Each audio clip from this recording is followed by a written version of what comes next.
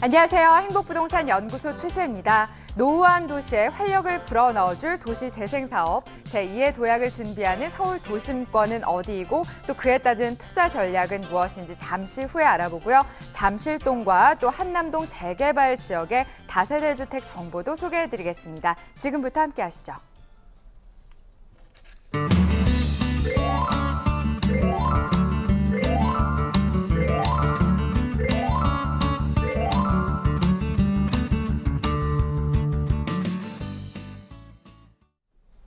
네, 오늘도 무료 전화 1661-5300 문자 상담 샵 757 열려 있습니다. 여러분의 부동산과 관련된 궁금증 저희에게 연락 주시면 상담 통해서 풀어드릴게요. 자, 오늘의 부동산 가이드톡은 박정훈 연구소장과 함께하겠습니다. 안녕하세요. 네, 안녕하세요. 박정훈입니다. 네, 서울 도심권에 또 한 번의 변화의 바람이 불고 있다고 합니다. 바로 낡은 도시에 활력을 불어넣어주는 도시재생 사업이 또 예정돼 있다고요. 네. 서울로 집중되는 인구를 분산시키기 위해서 지금까지 정부에서요 신도시 위주의 정책을 써왔는데요. 요즘 특히 올해 들어서요 2기 신도시를 중심으로 해서 서울에 있는 인구들이 분산이 되지 않기 때문에 주거 모델 특히 아파트 같은 경우에는 공급 과잉에 대한 문제들이 발생하고 있는데요. 그러다 보니까 요즘 학계에서도 그렇고요. 그리고 정책적으로도 기존에 있었던 도심을 다시 재생시키는 그런 사업들에 대해서 연구가 활발히 이루어지고 있고요. 주목을 많이 받고 있는데요. 오늘은 도시 재생을 위한 도시 재생 사업들, 그중에서 서울의 도심권의 도시 재생을 어떻게 이루어내려고 계획하고 있는지 그 부분에 대해서 알아보도록 하겠습니다. 네, 서울 도심권 도시재생사업 부동산 가이드톡에서 함께 하시겠습니다.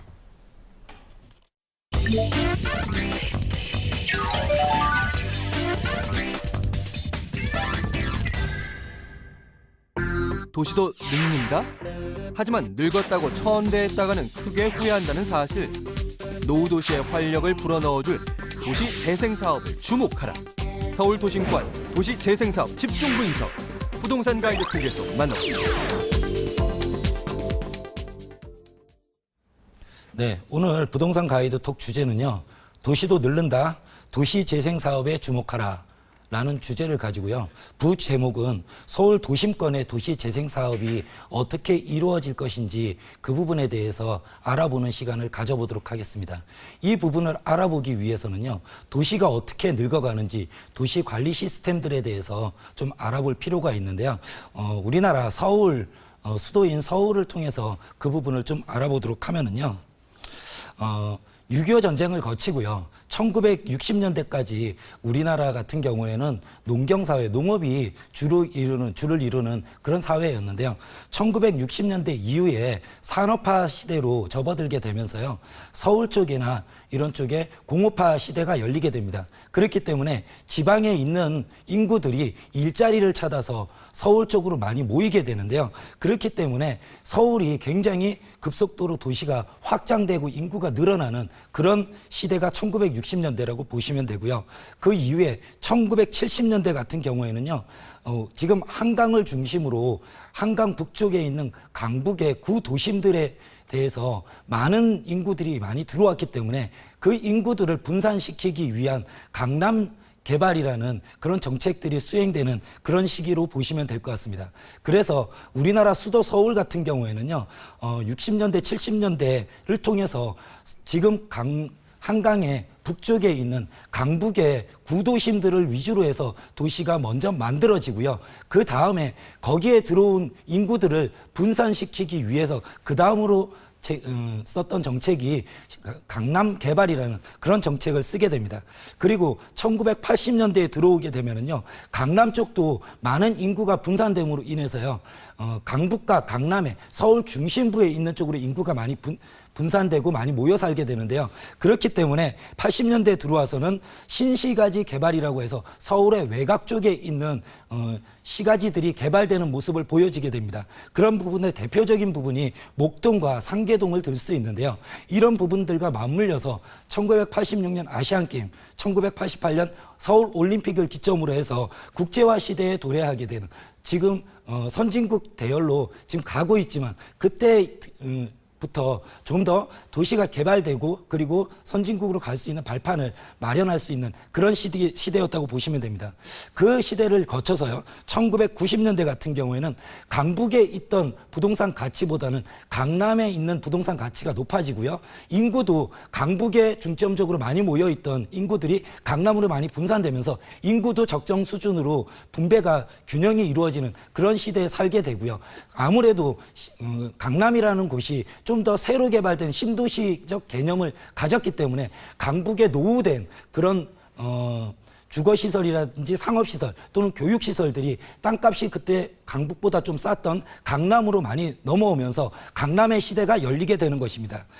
이런 강남의 시대가 열리면서 강남으로도요, 인구가 굉장히 많이 팽창되고 그리고 아까 말씀드렸던 목동이나 상계 이렇게 서울의 외곽 쪽으로도 인구가 계속 팽창되다 보니 그 다음에 같이 썼던 정책이 바로 일기 신도시 개발이라는 건데요.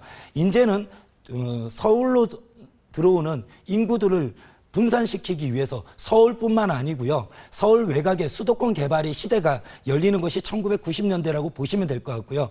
이 일기 신도시가 열렸던 이 시대에서는요. 분당이라든지 일산이라든지 안양 평촌이라든지 부천이라든지 이런 쪽으로 인구가 서울에서 잘 분산이 됐기 때문에 우리는 지금 일기 신도시나 또는 강북이 팽창돼서 왔던 강남 개발을 보시게 되면은 신도시를 개발해서 인구가 잘 분산이 됐다는 그런 역사적인 경험을 갖게 됩니다. 그렇게 됨으로 인해서 2000년대가 들어오면서요. 2000년대에 들어오면서 강북의 노후화된 도심들에 대한 연구가 본격적으로 나오기 시작하는데요. 그 대표적인 정책이 전 이명박 시장이 있었을 때 나왔던 도심 재생 균형 사업이라고 해서요. 강북에 있는 그런 노후된 주거단지들을 뉴타운 또는 재개발 지역 또는 재정비 촉진 지역으로 만들어서 개발하는 그런 정책들이 나오게 됨으로 인해서 그런 쪽들의 집값들이 많이 올라가는 그런 시대를 가지게 됩니다. 그러면서 또 한편으로는요. 노무현 정부 시대를 중심으로 해서 강남이나 강북이나 도심에 있는 아파트 가치들이 굉장히 상승하게 됨으로 인해서 좀 경제적 약자 계층인 이런 서민들의 주거 안정 복지 모델을 위해서 제2기 신도시들을 수도권에 계속해서 만들어내기 시작하는데요. 이 2기 신도시들이 만들어지기 있는 시점에서 2008년 금융위기가 온 것입니다. 그렇기 때문에 이 금융위기를 기점으로 해서 2기 신도시들이 조금 정체가 되기 시작하고 그리고 인구들이 지금 경제가 안 좋기 때문에 수도권으로 유출이 안 되는 그런 시대에 살다 보니 2기 신도시를 기점으로 해서 요즘 같은 경우에는 공급 과잉의 문제가 시달리게 되고요. 그에 반대로 나타나는 것이 도심권에 있는 아파트라든지 주거 모델에서는 전세가 굉장히 전세난이 가중되는 이런 시점에 와 있습니다. 그래서 2000년대 이후에 지금 주목받고 있는 것이 늙어가고 있었던 그런 도심, 구도심들을 어떻게 개발해서 그 안쪽에서 업무시설과 그리고 주거시설을 같이 병행시켜서 그쪽에서 사람들이 공존해서 살 수 있겠느냐 하는 모델들을 만들게 되는데요. 그것이 도시재생사업이라는 것이고요. 이런 부분들을 만들어내기 위해서 법적으로 뒷받침된 것이 2013년 도시재생특별법이 제정됨으로 인해서 도시재생에 대한 부분들을 정책적으로 끌고 가겠다는 그런 움직임들이 있었다고 보시면 될 것 같습니다. 그래서요, 서울시 같은 경우에요, 2025 서울 도시 재생 사업 계획안이라는 것을 냈는데요. 그 부분을 보시면요, 서울 같은 경우에는 지금 표에서 보시듯이 5개 권역으로 서울이라는 도시를 재생시키는 그런 권역을 나눠 놓고 있습니다. 그래서 서울의 가장 중심부 에 있는 도심권하고요. 그리고 서쪽에 있는 서북권, 서남권, 동쪽에 있는 동북권, 동남권 이렇게 5권의 권역으로 나눠서 도시 재생을 시키기 위한 노력들을 앞으로 진행할 것인데요. 이 중에서 우리가 주목해야 될 부분들이 가장 서울의 중심부에 있는 도심권이라고 보시면 될 것 같습니다. 이 도심권은 강북시대가 열렸던 1960년, 70년 조선시대 이후로요, 사대문 안쪽에 있는 아주 노후된 그런 구도심이라고 보시면 될 것 같습니다. 그래서 도심권을 보시면 종로구, 중구, 용산구 이렇게 세 개의 구가 나와 있는데요. 이쪽 종로구나 중구 같은 경우에는요, 어떤 지역은 굉장히 높은 빌딩들이 많이 올라가 있는 지역이 있는 반면에 다른 지역들은요, 굉장히 슬럼화되어 있는 그런 지역들도 많기 때문에 앞으로 서울시에서 도시 재생을, 서울의 도시 재생을 해갈 수 있는 가장 먼저 시작할 수 있는 부분이 이 도심권이라고 보시면 될 것 같기 때문에 이 부분을 주목해서 한번 오늘 이 시간에 같이 알아보면 좋을 것 같습니다. 그래서요, 이 도심권 같은 경우에 여건을 지금 이제 부동산 시장이라든지 또는 그 도시의 여건들을 진단해 보면요, 첫 번째, 원래는 중심지 체계였습니다. 즉 무슨 말씀이냐면 조선시대 이후로요, 강남시대가 열리기 이전까지는요, 강북의 구도심들이 우리나라를 이끌어가는 가장 핫한 도시였습니다. 하지만 지금 몇십 년이 지난 현재에는요, 그 도시들이 강북에 있는 구도심들이 슬럼화되어 있는 부분이 많이 있고요, 노후화가 많이 진행되었기 때문에 도시가 늙었다고 보시면 될 것 같습니다. 그렇기 때문에 이런 부분들에 주목을 해서 앞으로 도시를 만들어가는 그런 노력들을 서울시에서 해가는 노력들을 할 것이라고 보여지고요. 인구 및 주거 같은 경우에도 인구가 강남이나 또는 신도시 쪽으로 많이 유출이 됐기 때문에 인구 같은 경우에도 굉장히 정체가 되어 있고요. 그리고 주거지도 굉장히 슬럼화되어 있고 노후된 주거지가 많은 쪽이 서울 도심권이라고 보시면 될 것 같습니다. 그리고 산업 경제 부분에서도요, 1960년대, 70년대 처음에 우리나라가 산업화가 진행되었을 때요, 경공업 중심, 가내수공업 중심의 아주 영세한 공장이라든지 도매 시장들이 많이 펼쳐져 있는 것이 우리 지금 강북의 도심권이라고 보시면 될 것 같은데요. 이 부분의 역량들을 키우기 위한 노력들을 서울시에서 앞으로 해갈 것으로 보여지고요. 이 부분에서 지역 자산, 즉 강북의 도시권의 지역 자산은요, 제가 앞으로 주목하고 싶은 부분인데요, 관광 허브입니다.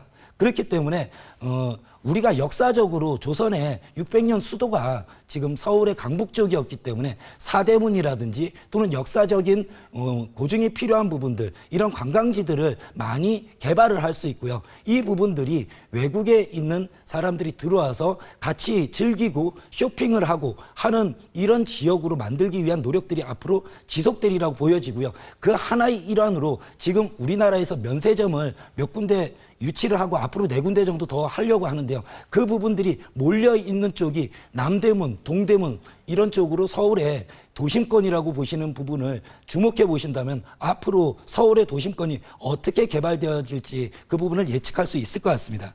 그래서요, 이런 여건을 진단한 후에 그럼 앞으로 도심권에 도시 재생의 기본 구상을 어떻게 가져갈 것이냐, 그 부분에서요, 첫 번째로 역사 도심으로서의 정체성을 회복시키고요, 두 번째 국제 업무 중심 기능을 강화하고요, 세 번째 도심 특화 산업을 육성하고, 네 번째 도심 관광 거점 활성화 및 지역 간의 연계를 이루어내고, 다섯 번째로 지역 특성을 고려한 마을 단위의 주거 환경 개선 사업을 이루겠다는 얘기인데요. 이 부분을 제가 그냥 한마디로 요약을 하면요, 우리 지금 강북 쪽에 있는 도심권에 있는 그런 쪽에서요, 앞으로 관광산업을 유치하기 위한 그런 노력들이 굉장히 활발히 이루어지리라고 보여지고요. 거기에 그것을 뒷받침하기 위한 국제 업무 지구를 만들기 위한 노력을 했었던 것인데요. 그 부분이 용산 역세권 개발이라고 보시면 될 것 같고요. 그 용산 역세권 개발이 지금은 조금 지지부진해 돼 있지만은 앞으로도 서울시에서는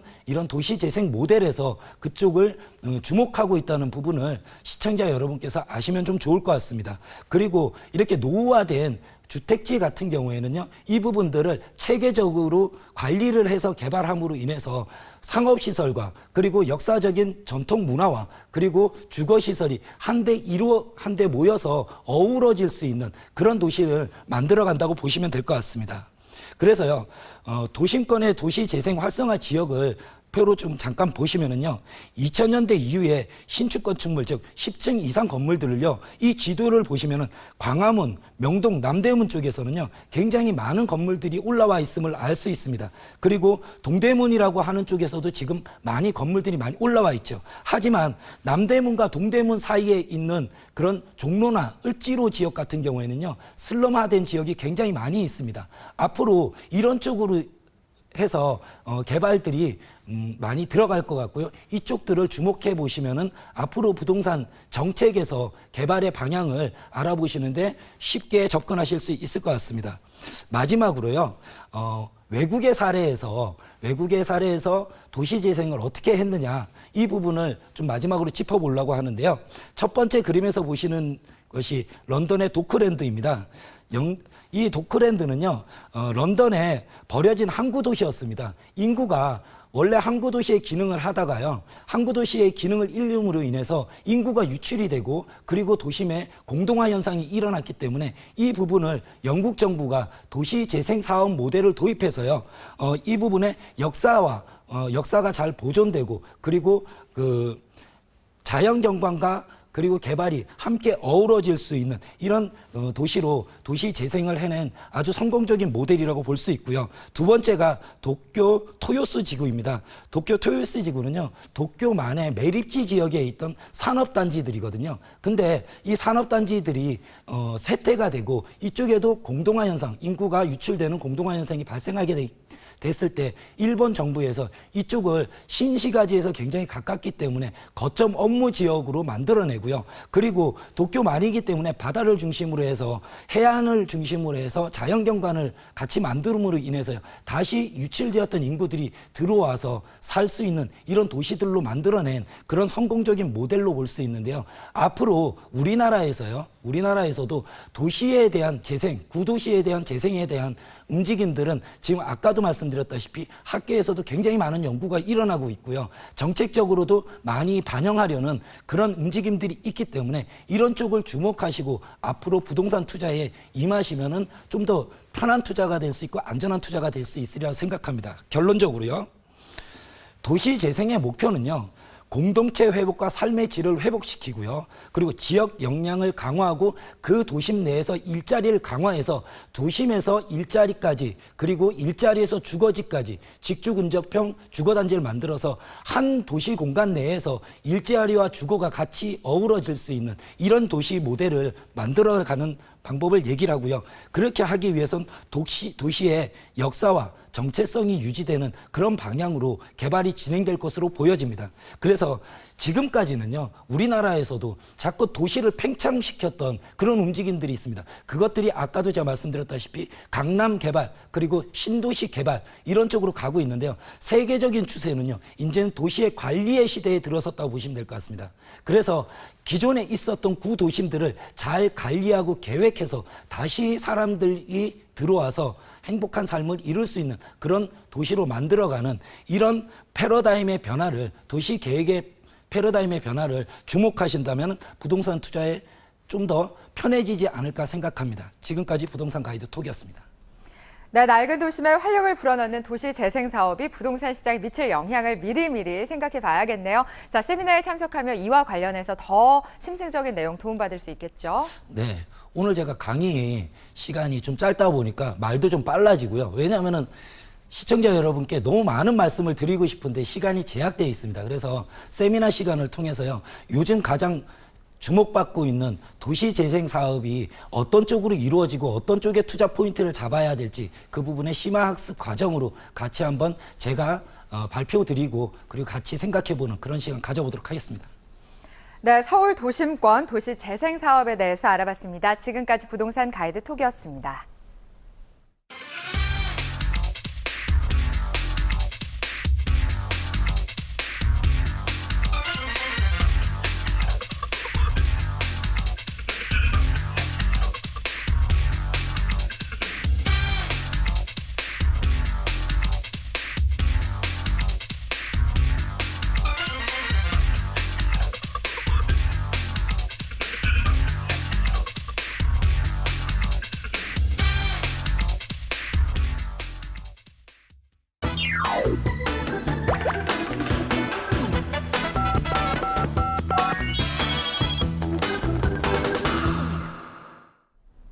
(5300) 상담소입니다. 오늘도 무료 전화 1661-5300 문자 상담 샵 757 많은 이용 부탁드릴게요. 첫 번째 전화 상담부터 받아보겠습니다. 여보세요?